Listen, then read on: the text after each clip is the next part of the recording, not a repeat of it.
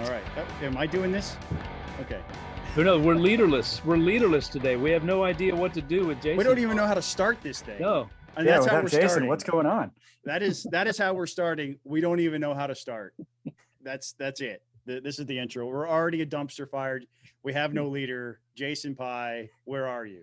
Yeah. As you may notice, you're listening to the Peach Pundit podcast.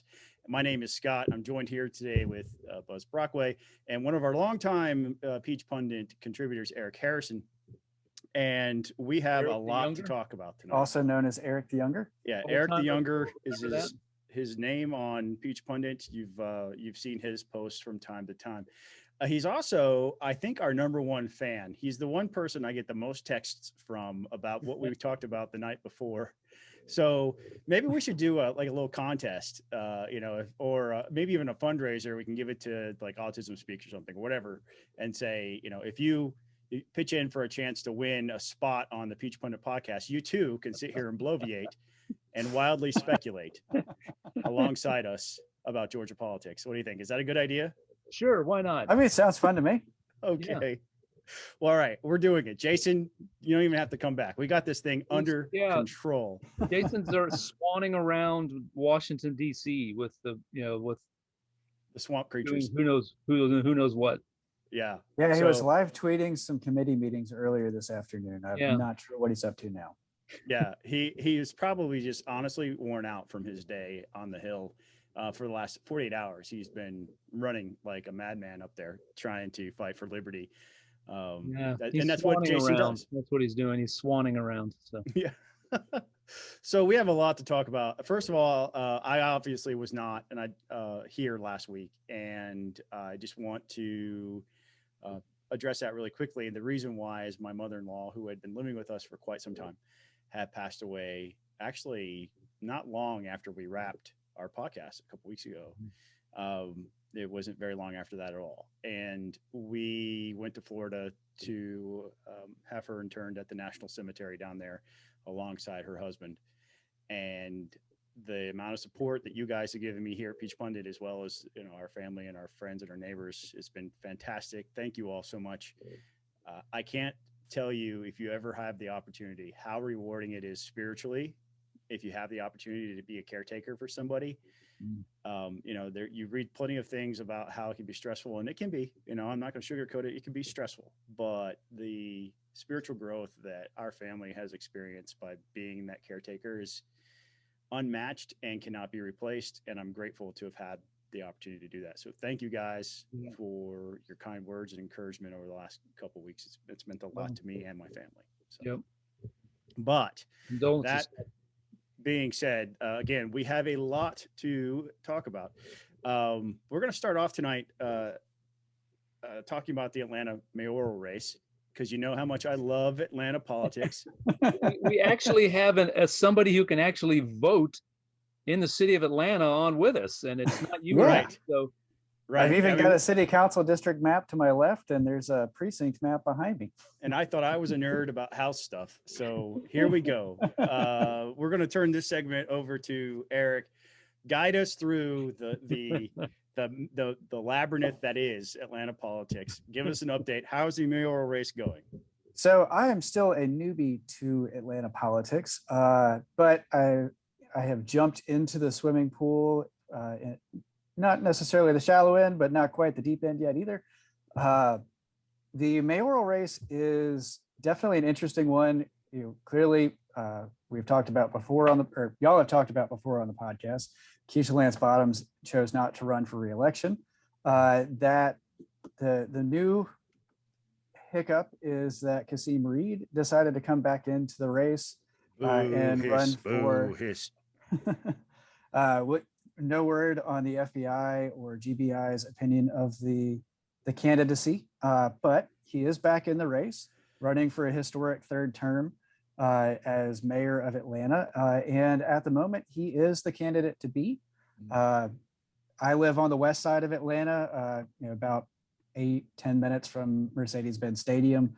And in the last week and a half or so, his signs have popped up like daisies all over the place, as have Andre Dickens, who's a city council member at large member who's also running for mayor. Atlanta City Council President Felicia Moore has been a little bit quieter recently. I'm not really sure what's going on there, but there's a few other folks running as well that have caused a cascade of seats to be open. You also have Councilmember Antonio Brown, who's also been kind of quiet, but he's been active in his district fundraising and doing meet and greets, but he definitely needs to open up to the rest of the city to get his name out there. He is, I would say, the most ambitious of the group, given that he hasn't even had a full term on council yet. He came in a special election after the previous member, Councilmember Young, passed away, and then decided to run for mayor after not even a full 4 years on council. So across the street, like literally across the street, is the district line. So there is a wide open seat over there again. There's a wide open race in City Council District 4, which is the one that I live in, with 5 people challenging the incumbent.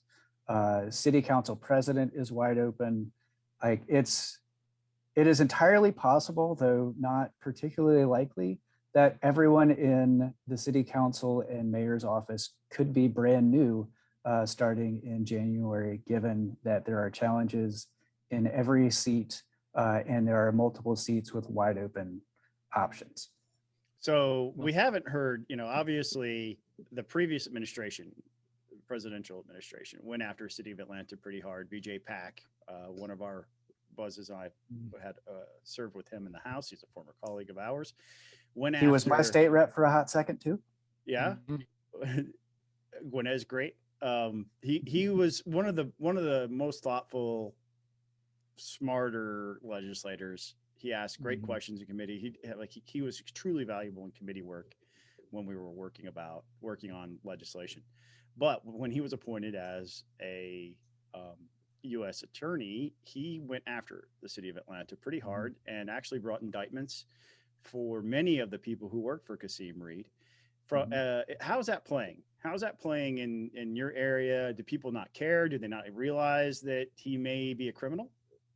I mean, I think the Allegedly. criminality in Atlanta politics is relative, given that, it wasn't that long ago that Bill Campbell went to prison.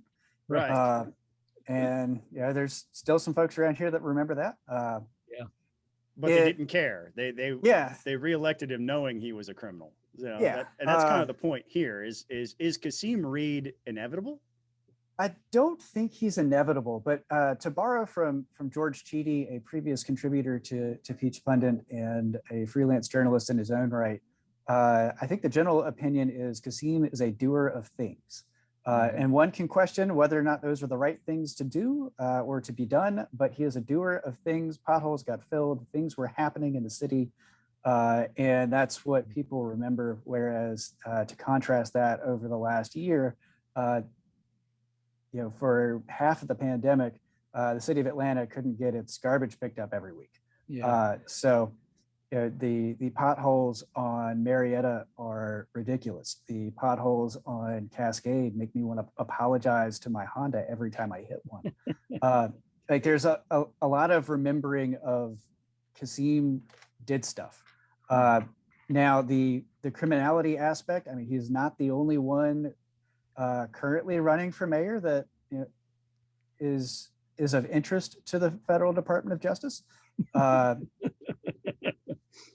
Antonio Brown had an indictment unsealed earlier this year, or maybe it was late last year, around some very large credit card fraud purchases. So that hasn't really been talked about a lot, at least in the circles that I've been traveling in.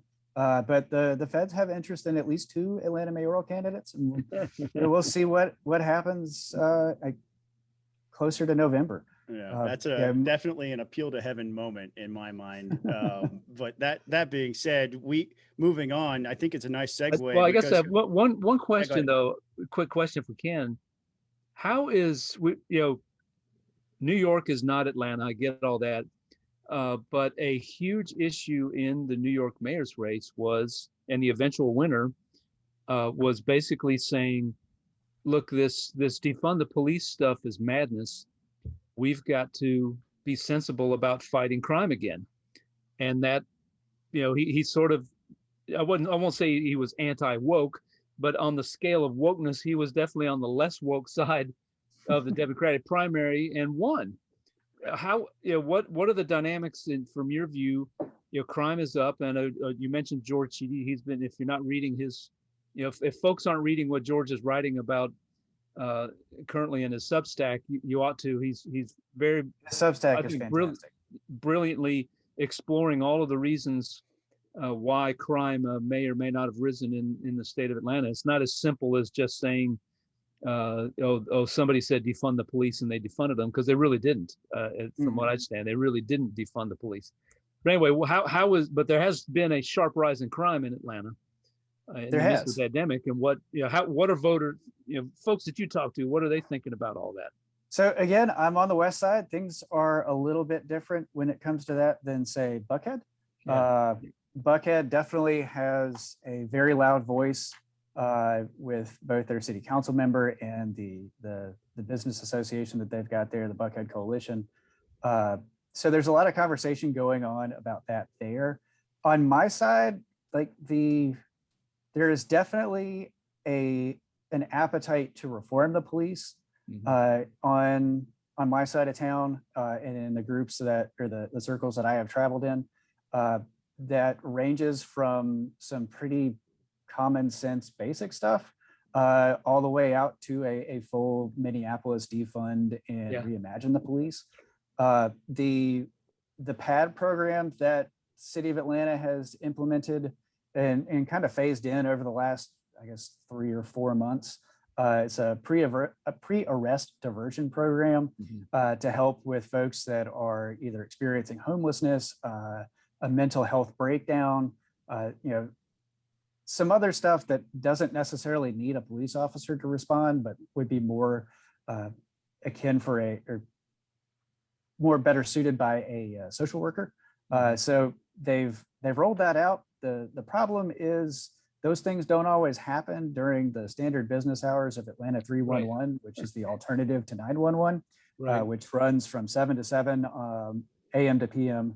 Monday through Friday. So if you've got something that happens over the weekend, gonna have to tough it out.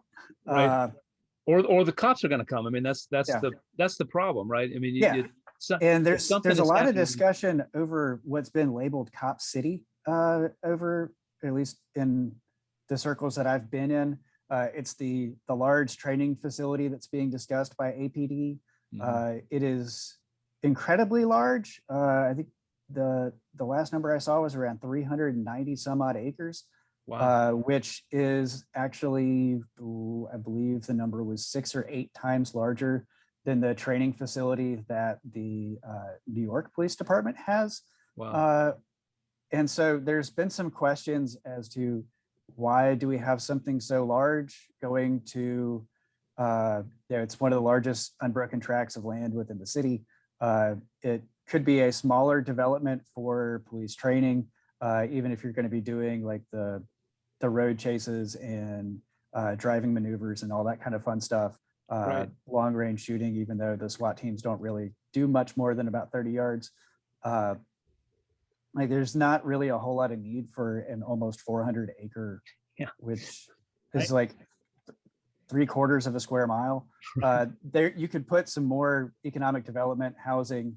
There's a lot of discussion over what is needed and what could be fully utilized by the training in APD. There is a theory that APD is trying to set the standard for the state and have it be a revenue generator by having other police departments and post-certified officers from sheriff's departments and whatnot coming up to Atlanta for training. So because that's what police officers in Georgia want to do right now. They want to be in Atlanta. If I could, one of the things that has happened here, and unfortunately, I don't read George Chidi's Substack, and maybe I should, and I don't want to be accused of oversimplifying kind of how we've gotten to this high crime point, we're at a point where the sitting mayor has decided not to run for re-election. Her track record in this area, specifically around criminal activity and how she treats police officers, is piss poor, to be polite.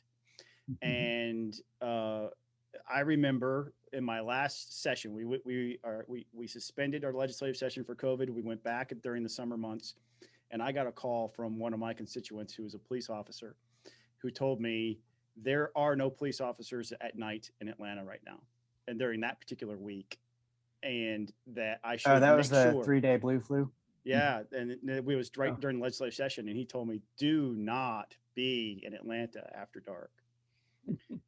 And so we can say there's a lot to it, and it's probably a lot more nuances, but I mean, we have to lay responsibility ultimately at the feet of Keisha Lance Bottoms, which is our segue into our next topic. Is Speaker David Ralston has decided to get engaged on this issue.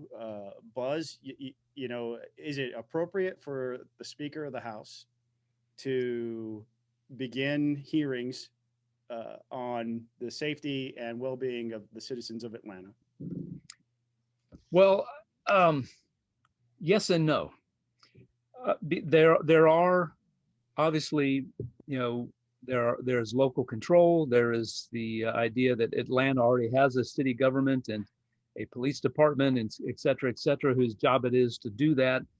And, you know, what could the legislature do to encourage them to do that job? I suspect that that's probably part of what's motivating this is, hey, if Atlanta's not, you know, kind of a shot across the bow, if Atlanta's not going to take care of this, then we'll come in and take care of it for you.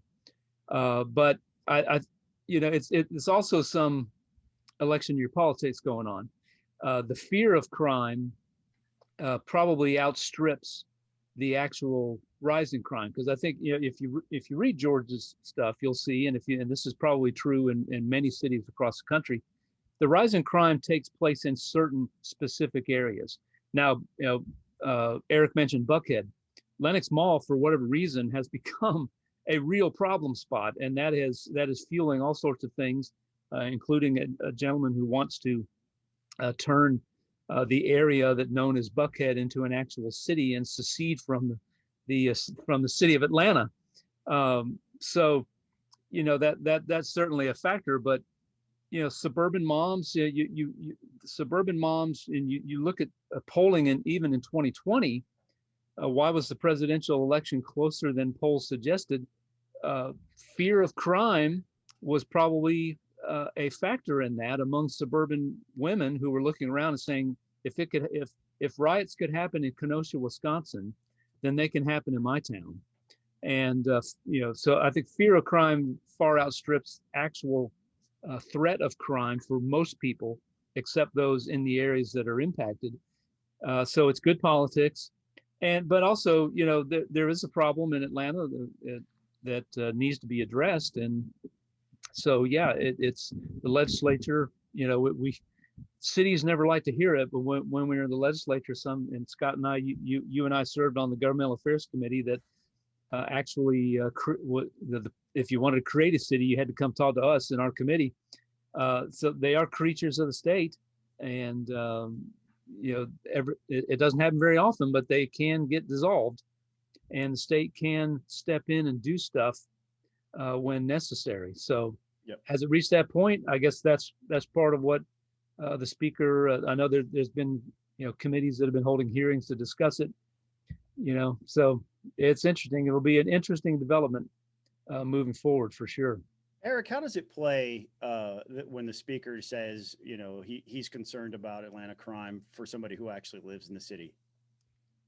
You know, there's no sugarcoating it. The numbers are up, but quite frankly, I don't feel unsafe in my own city. Like, even when the protests were happening, and full disclosure, I was at a few of them.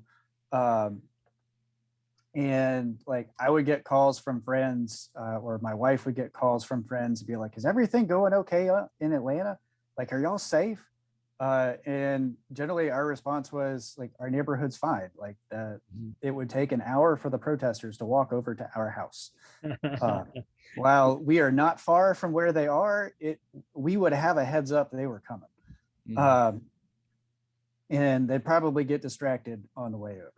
So like the idea that Atlanta is unsafe, like in the before times, pre-COVID, I would take Marta to work. I'd walk out on MLK. I'd take the Beltline up towards the Ashby Marta station. I'd walk that at 6:30 in the morning. I'd walk it at 6:30 in the evening. And during the winter months, it's really dark. Other times I'd be coming back from Decatur from hitting up a Taco Mac or the Brick Store pub with some friends, and still walking home later at night, and never had a problem walking down MLK, even though it does have a reputation that precedes itself. So like the state coming in and saying, hey, you got to figure your stuff out, which I agree with the meme that you sent down to the chat earlier, Scott, like that was hilarious. There is a fair amount of truth to, there are things that need to be addressed in the city. The violence reduction, what was the actual technical name? Like the mayor, and I've never been a big fan of Keisha Lance Bottoms. She did establish after the protests last summer a committee to look into some of the reform measures that could be done to reduce crime, to reform the police, and have a better relationship between government, the police agency, and citizens. There's some of that has been done, but I would argue that police reform is a lot like education reform. You're not going to see results immediately. It's not as bad as education reform, which I think it was the governor of Ohio at one point that referred to it as similar to a Russian novel. It's long, tedious, and everyone's dead in the end. Well, for those who aren't familiar, that weren't on the chat, the meme that I sent to the group was a scene from Rick and Morty, where Morty tells his sister to get her stuff together, and he doesn't use the word stuff, and to get it all together, to put it in a backpack if she needs to put it in a backpack, or take it to a stuff store and sell it, or put it in a stuff museum, but she needs to get it together. And then he leaves the room and he comes back, get your stuff together. And he doesn't use the word stuff, but that is essentially what David Ralston is doing here for Mayor Bottoms and the city council in Atlanta. He's putting them on notice that, and he's reminding them, frankly, and this is a fact, that cities exist at the pleasure of the legislature.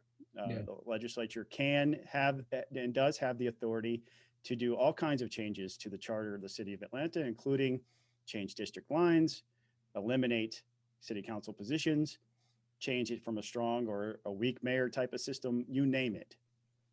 They could dissolve the whole thing and say it's not a city anymore. It's an unincorporated area of Fulton County if they really wanted to. And that would be extreme, and I don't ever see that happening. But oh boy, would there be a minor rebellion over that one. Well, yeah, and maybe there needs to be at this point. While you feel safe, I see constant headlines of shootings. One of the satellite campuses of my church, Buckhead Church, has bullet holes in the side of it in Buckhead. Not that it was targeted, but it was stray fire that hit the side of the building. That is unheard of for that particular area, and it's happening more frequently, and there has to be something done about it. And you have to understand as well, the Speaker Ralston lives in Atlanta most of the year these days. That's true. He is down there. He owns a condo down there, and he is allowed to do that because he has legislative responsibilities throughout the year. So that being said, I don't think it's an easy answer. No. But no, it's not an easy answer, and it's going to be a fight for the years to come to figure out what does a reformed police department look like, what does modern policing look like. And talking about the news, I mean, Sequoia Turner's uncle lives 2 streets behind me. Like I walk past his house regularly. One of the neighborhood kids went to school with Sequoia. There's still not been a whole lot of effort put into that from the investigative side. Right.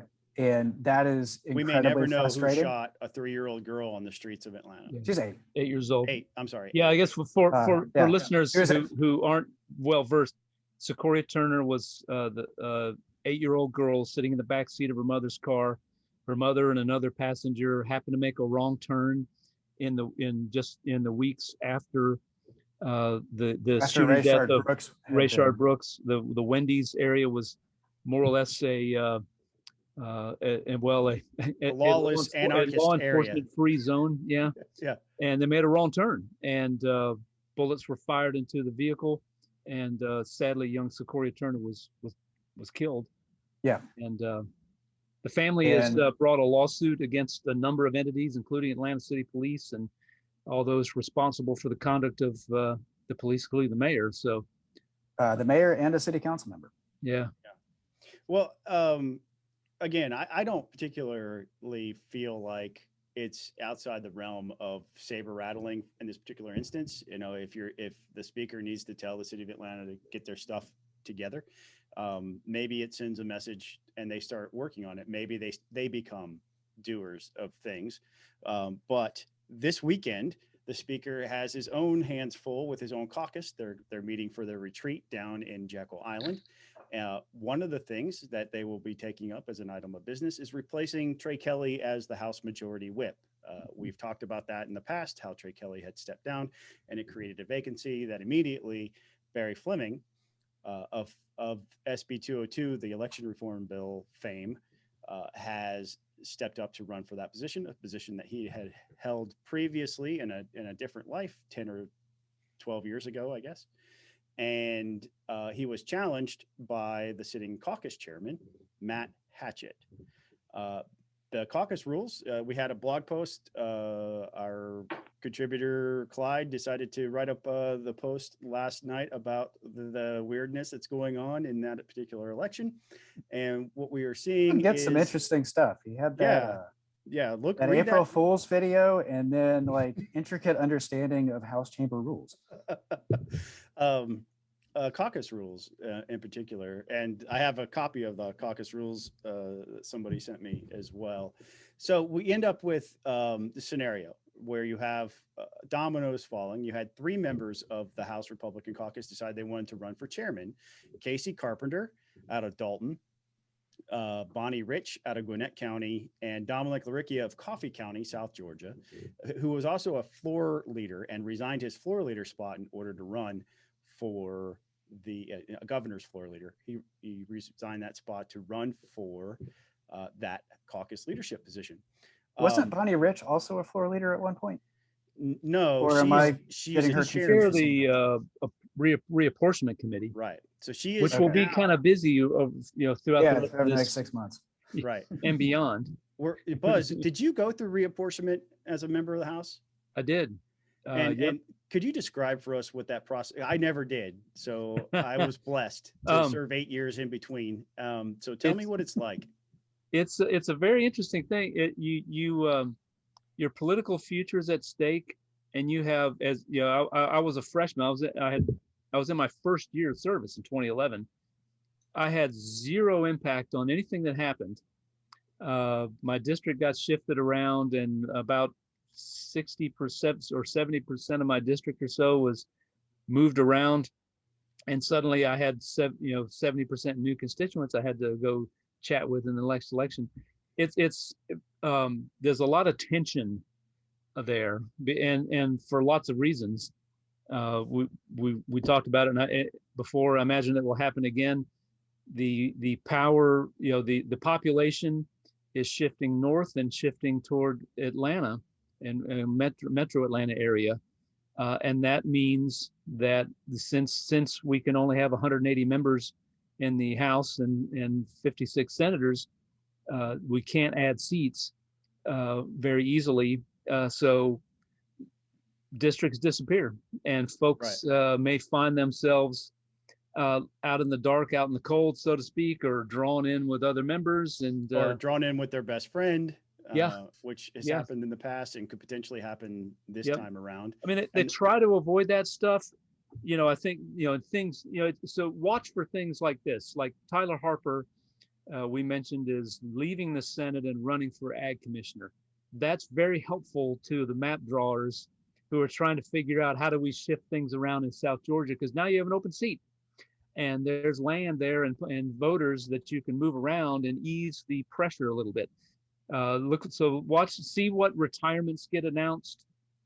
See what things like that happen. People announcing, on the Democratic side, you've got Derek Jackson and B. Wynn and Eric Allen up in Cobb County who have announced they're running for statewide office.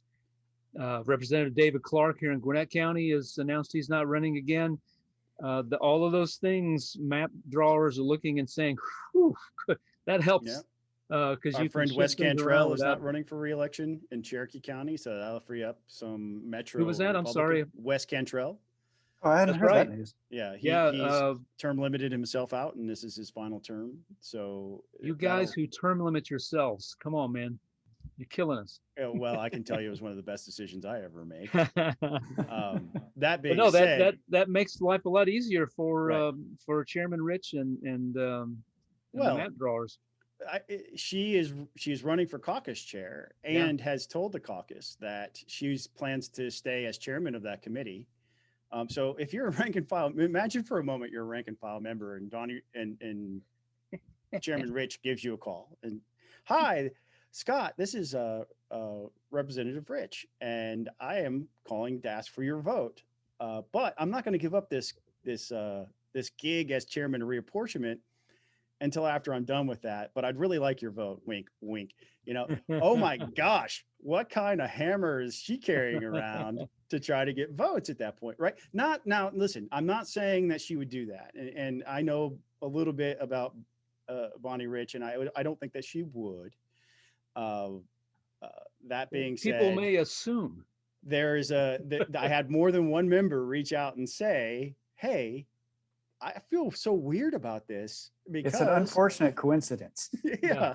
Right. And so that's one of the things that has to be dealt with. And wild speculation time, perhaps it's one of the reasons why we found out yesterday and again reaffirmed today that they have decided to push off and hold back on electing a new caucus chair until some future date that has yet to be determined. They're all going to be together in Jekyll Island this weekend. They're going to elect a new whip. As far as we know, Chairman Hatchett and Chairman Fleming are both going to be running for that position, but we don't know why they just don't go ahead and fill the caucus chairman job, right? Kind of weird. Is that normal, Buzz, in your experience? I'm trying to think if a scenario like that happened. I don't recall. I mean, I don't recall having this the potential of a cascading elections. And I it's been a while since I glanced at the caucus rules. So, but there are. I mean, I will say it's not there is precedent for a person staying as a committee chair and still holding leadership post. Jay Roberts did that, was caucus chair and chairman of a committee at the same time. That has happened before. So I don't know. It's unusual. I mean, you wouldn't want to leave that open because, I mean, one of the things the caucus chair does is recruit candidates, raise money for candidates, and you wouldn't want to, let's say Matt Hatchett wins and becomes the whip, and now you've got this open caucus chair position. You wouldn't want to leave that open too long because 2022 is, and the primaries are not that far away. So right. And I have a quick question. Yeah, go ahead. Being the one on the show tonight that has not been an elected official. Lucky you. Is it possible that, if this goes forward and Hatchett loses, can he just go back to being caucus chair, or does there have to be a whole new election? I know in the piece that Clyde wrote, there was some discussion of the rules that's not supposed to be able to happen. Right. Mm-hmm. It's not supposed to happen. What could potentially happen if they push it back is they could allow him to run for that spot again, but he has to resign in order to run for whip. So a lot of questions are being asked. Is he getting cold feet? Does he have the votes? Would he rather just retreat back to a position, frankly, he's really good at? He's Mhm. been an outstanding chairman of the caucus. He really is. And so Yeah. And he's done it for quite some time. yeah, 8 years. Yeah. So he's good at it, and he He knows beat the me. ins and outs. Yeah. Buzz ran for that spot and he beat Buzz. And probably another reason why Buzz is thankful to God for losing elections. Yeah.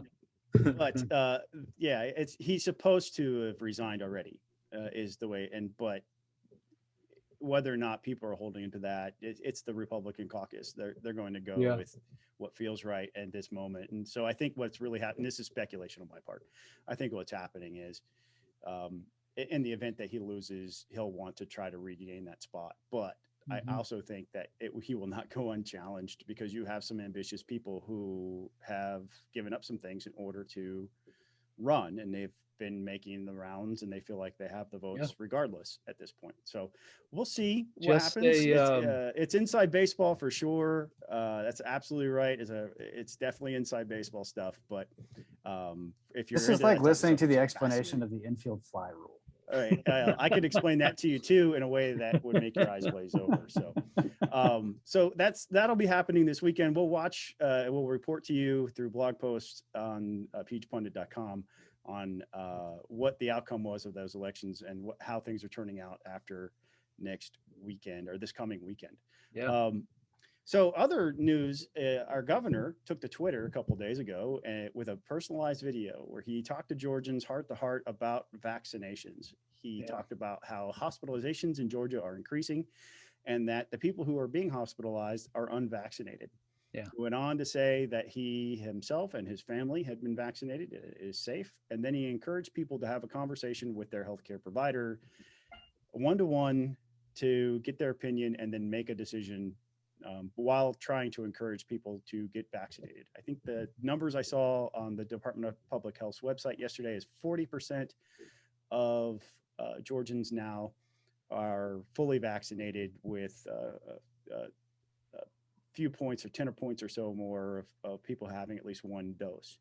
So the question I have for both of you, we'll start with Eric, is why do you think Georgia is lagging behind when it comes to people getting vaccinated for COVID? I personally do not understand the vaccine hesitation or the anti-vax movement.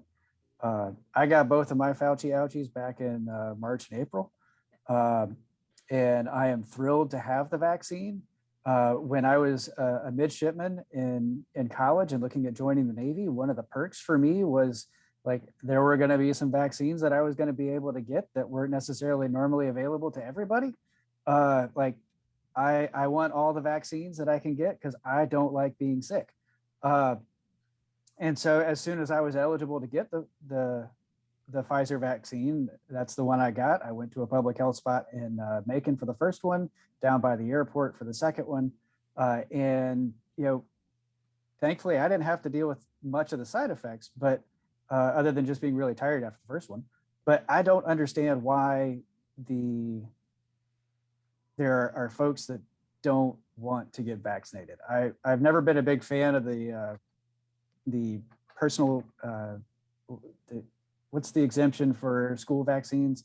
If you have a strong personal belief or religious belief, like I'm not a big fan of those exceptions. Like if it's a medical necessity and you can't get vaccine because you have a depressed immune system or something like that for whatever reason, like there's not a whole lot we can do to help that other than make sure everyone around that person is vaccinated. So you have that herd vaccine or that herd immunity around them so that they don't get sick. This is something that just boggles my mind. I do not understand why, if the vaccine is free and widely available for a disease that could put you in the hospital or worse. My uncle passed away from it last summer. My wife's uncle passed away from it earlier this year. Like, if it can keep you from going to the hospital and dying, like it doesn't take a whole lot of extra time to go get, and you get a free Krispy Kreme afterwards.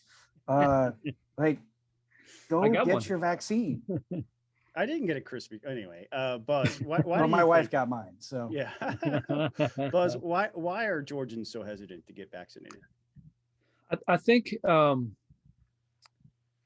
well, it, it is hard to explain. And I think there are a number of factors. Sadly, some of it is political. From the get-go, this virus has been a political issue, maybe not as much as a health issue, but it has been a political issue, and that's definitely part of it. But Because even you Donald saw Trump got vaccinated, right? I yeah, mean, but you Donald saw Trump. it. Yes, you're right. But you saw at CPAC when somebody mentioned that Biden's goal of 90% or whatever threshold that Biden had set wasn't met. The crowd applauded. Why would you applaud? I don't know. But I think look, they're setting aside unreasonable reasons to be opposed to this. I think there are some people. I think there are some people who think I had COVID, I got over it, I've got antibodies built in my system. I don't need to. Why would I? Even if there's a small chance of a negative reaction to this, why would I do that? I think there are some people who think that. I think there are other people who, there are people who have had bad experiences with the healthcare industry in their lives and may think, I just don't trust these people at all. If they tell me, I don't trust them.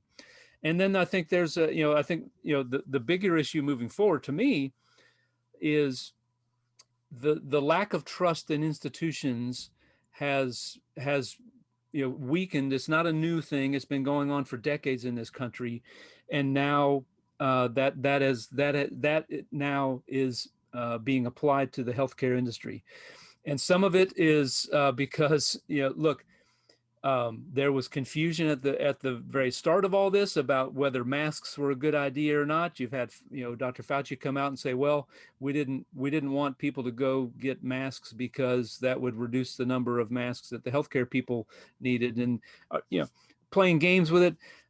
You saw a lot of people, epidemiologists especially, who were out there and saying, well, it's okay to be out protesting when protesting racial injustice. But at the same time turning around and saying, but don't you dare go to your church. So I think that all of that, right or wrong, has continued to erode trust in public officials and government officials. And so when these people stand up and say, well, you should do this, that, and the other, I think there's a lot of Americans who just say, I'm not listening to any of you people. Right. That's contributed to it. But it is, this Delta variant, and you're right. I read a really gut-wrenching post from a doctor in Alabama. Alabama has even worse. I think they're the worst in the country as far as the number of folks who've gotten vaccinated. Oh, did And Mississippi bump up a bit? Apparently, at least Usually this my article home state is thrilled for the existence of Mississippi because they make Alabama look better. So maybe that's wrong, but this article I read, said that was the case. Alabama was the worst. But anyway, they're very low. They're worse than Georgia is. And this doctor was saying, people are getting the Delta variant. They're coming into the hospital. They're telling me all these reasons why they didn't get a vaccine and how they regret that decision now as they lay in the hospital with this thing that's just kicking their butt. And she says, all I can say to them is, you're too late. You're too late. It's, and then some of them die. And I think, what was it reported a week or two ago that the 90 or 99% of the deaths due to COVID were among unvaccinated people now. So this is now becoming a disease that's hammering the unvaccinated. So I think that's why you're seeing this renewed call from Governor Kemp and many others to say, folks, go get vaccinated. I think you hit the nail on the head from my perspective. I watch different media personalities. Jamie Dupree had a post on his Facebook post. Jamie Dupree is a Washington-based reporter who for years and years and years had been on Atlanta radio as our local radio station's voice from the Capitol. And he posted a comparison of Trump voting counties and their and how the Delta variant is beginning to ravage those particular counties where Trump voters are more likely to be living.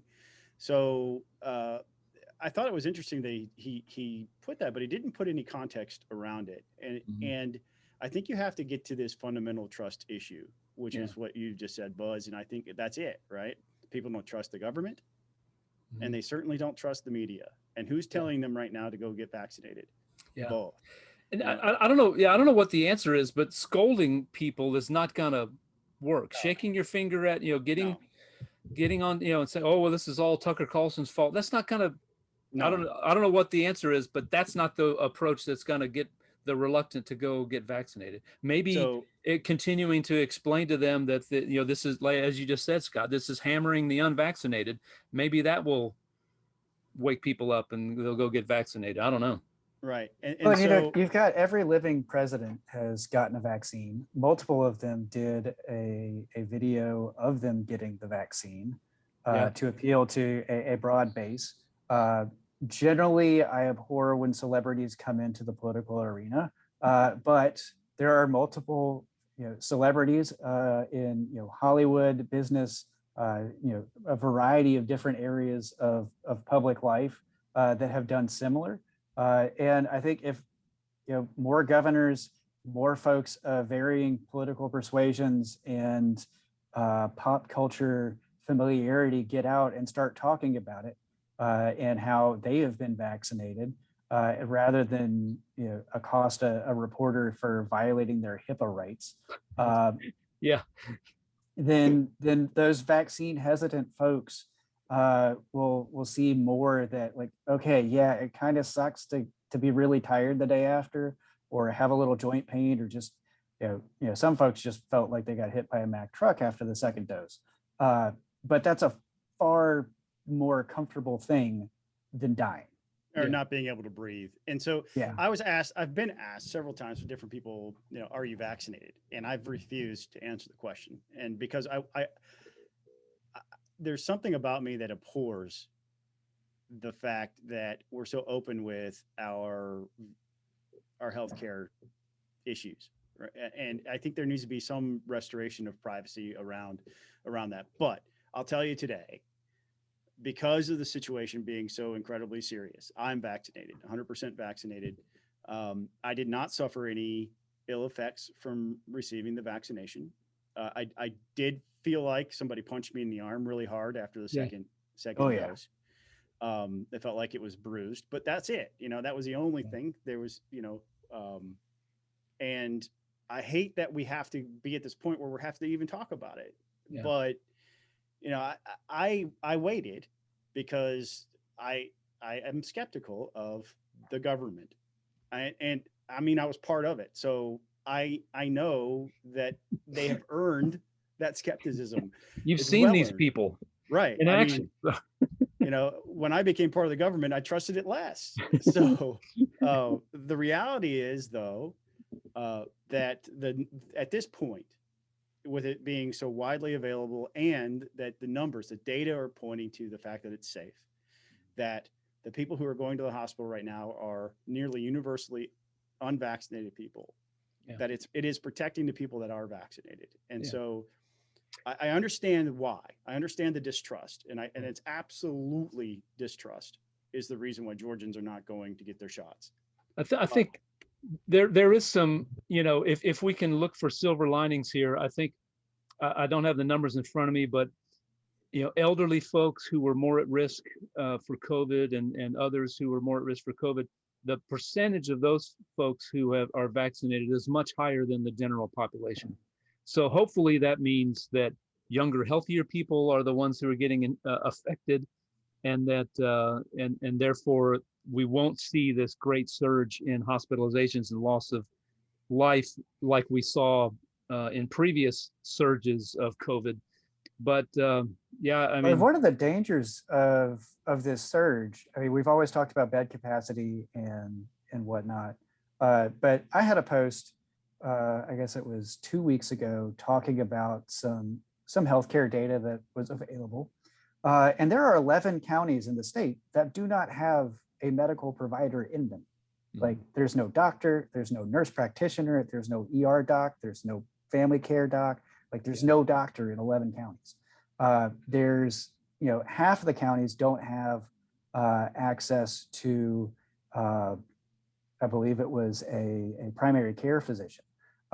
So like in these rural areas, to talk about Jamie Dupree's post, where you had more Trump voters, these are also areas that don't have a great deal of healthcare infrastructure to be able to absorb a great influx. And the reason why is because they don't have the population to support it. You have certain counties with fewer than 5,000 people. There are more people. There are twice as many, almost 3 times as many people that live in the small city of Holly Springs, Georgia, than we have in many of these counties. Yeah. And so you are, you have to put that into context when you say 11 counties don't have access to a healthcare provider. They're also socially distanced by nature. The nearest neighbor is a mile down the road. Yeah, I mean, there's some that have more pine trees than people. I mean, that's right. a fair amount of many Georgia, counties are that.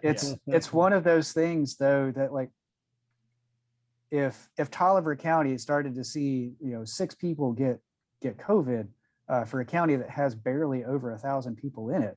Right. That does not have a healthcare facility besides a 2-room clinic that is attached to the school. That anyone that comes in contact with those folks, they're not going to be able to get. It's not like me. I've got Piedmont, Grady, Atlanta Medical Center, all within 15 minutes of me. Yeah. Right. There's a Kaiser facility not too far from me either. Like, right. Get your vaccines. Don't stress out your local healthcare. There's people near you. Yeah.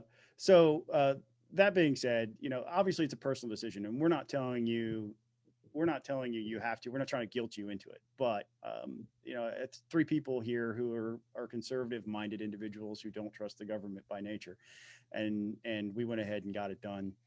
You make your own decision, but you'd be doing yourself a favor if you did. And I feel at this point it's safe. The numbers are showing it's safe. The governor was not done making different choices this week. He also decided to appoint one of our PSC commissioners, Chuck Eaton, to become a judge, and then quickly appointed Fitz Johnson. What's his first name, Buzz? Fitz, Fitz. So we have a new member of the PSC, and we also have a new judge. Eric, what do you know about these 2 guys? I know Chuck Eaton has been a longtime member of the PSC, and I don't know much about his legal background. I know he did it as a part-time student, which I've got a great deal of respect for anyone that does graduate school and a full-time job at the same time. That is a lot going on at once. I did not do that route. So if you are able to manage a statewide elected position and go to law school at the same time, like, go forth. I don't know a lot about his legal background other than that is the approach that he took. So it'll be interesting to see what he does as a jurist in my county. I do have a Superior Court judge that lives 3 houses down, so maybe I can go ask him some questions and see what he thinks. He's on senior status, so he gets to take the cases he wants to take. But it'll be interesting to see what happens in Fulton County Superior Court. The Superior Court, really the court system as a whole in Fulton County, is fairly backed up because there's a lot of stuff that is, the statewide business court, regardless of what your opinion on it was, it is going to greatly impact the Fulton County dockets because most of these business litigation things happen in Fulton County because that's where they're domiciled. Gwinnett County is another big one.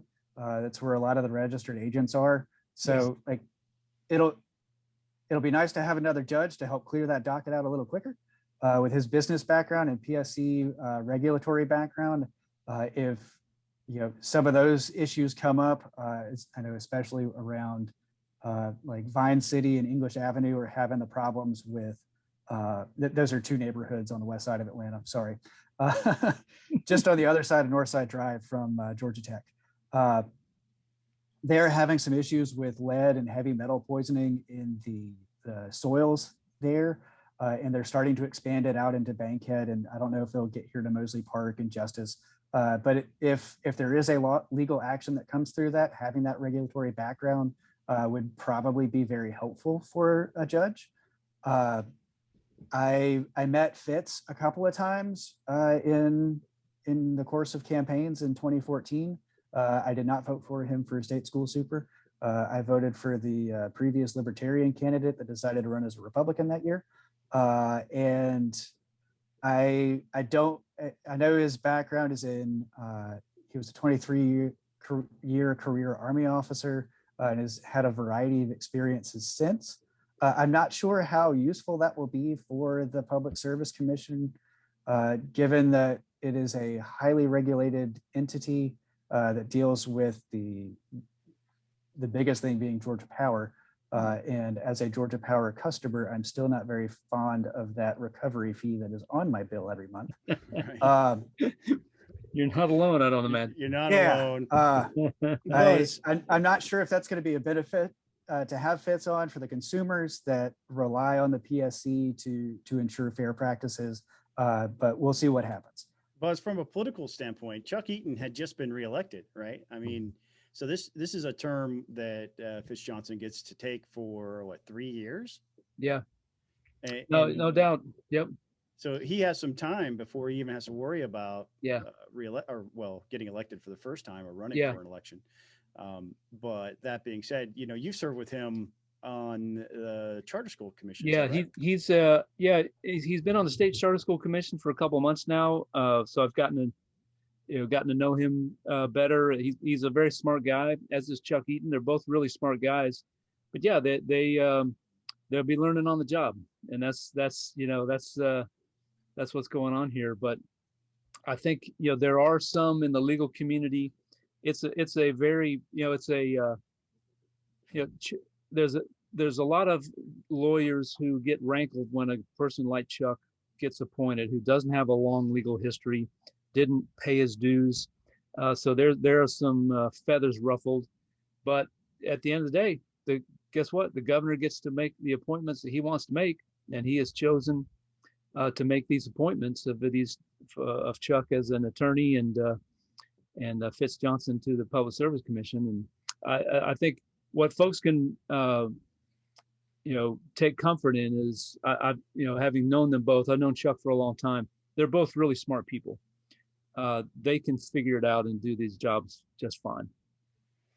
It's not like the governor appointed him to become the Attorney General of Georgia or anything. So, speaking of other legal issues, we're going to wrap up. Other governors did stuff too. So I'm Team Carr all the way, but that's besides the point. The other legal issues, we're going to wrap up our final story. One of our former colleagues has brought it to our attention that there have been a series of Fox 5 investigative team reports about where the sheriff of Banks County actually lives, and does he actually live in Banks County? Now, I'm going to set this up, okay? The line, the county line between Banks County and I forget which county is next to Banks. Franklin County is supposed to be a straight line. Mm-hmm. And when former Representative Gassaway challenged whether or not the House sits in Franklin or Banks County, they provided a survey that was done by a relative of the sheriff, where the line goes up the property that's owned by the sheriff, scoots out into Franklin County, allegedly, scoops in the house, and then goes straight again. And so the line draws around. And the Fox 5 investigative team found that Franklin County's line goes straight up and down.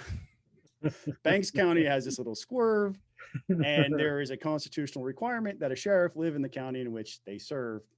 And it goes to court, and former Representative Gassaway spends a ton of money. We're talking over $100,000 trying to prove this, and the judge accepts the survey that was done by the sheriff's family member and says, yep, he lives in Banks County, and that's it. And it wasn't until much later that the I team over there at Fox News got involved and started investigating. And so now we have this open question. Obviously the sheriff is saying, no, the judge ruled. I live in Banks County, but do you really? So we have to go we have to go back a little further. Mm-hmm. This issue came up as a result of Dan Gasaway lost re-election narrowly. I forget the exact numbers, but it was. I believe the article said it was 2 votes. Ultimately, it was 2 votes. Right. Yeah. He hired an attorney and hired Jake Evans, who's now a candidate for Congress. Employed Mark Davis, who is gaining some fame for making other accusations about the quality of Georgia's elections. And they dug in and they found out that there was a neighborhood that was supposed to be in Gasaway's district that was not in his district, and another neighborhood that was not supposed to be in the district was in it, and it was several hundred votes. The judge threw out the election and ordered another election. The second election took place, and Gasaway lost narrowly. Maybe it was like 27 votes or something like that, still very close. Gasaway challenged again and got the election thrown out again for various malfeasance on the part of local elections officials. That's where this issue came up, because among the Banks County Sheriff is not a fan of then Representative Gasaway, never has been, and obviously now never will be. That's when this issue came up, and so Gasaway is continuing that fight. He in the third election, Dan lost again, but by a wider margin, and that ended his electoral challenges. But I think what folks need to know about Dan Gasaway is he's not a guy who lets things go easily. Apparently not. And he is pursuing avenues. I think the latest Fox 5 investigative report by Dale Russell, the ball is in the court of Franklin County right now. Do they want to, because there's property taxes involved, maybe not a lot, but there are property taxes involved. And where is the sheriff paying his property tax? Currently, it's Banks County receiving that revenue.